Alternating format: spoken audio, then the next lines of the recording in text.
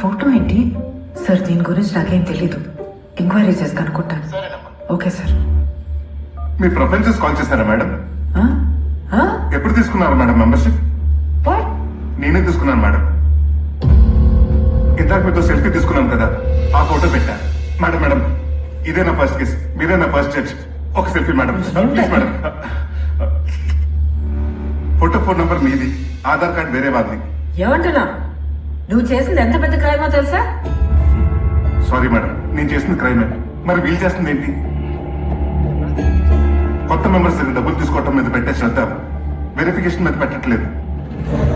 మన దేశంలో పెళ్లి అనే ఒక దాని మీద 360 ట్రిలియన్ రూపీస్ బిజినెస్ జరుగుతుంది. దాంట్లో సంవత్సరానికి సుమారుగా 2,500 కోట్ల టర్న్ ఓవర్ మ్యాట్రిమోనీ మీదే జరుగుతుంది.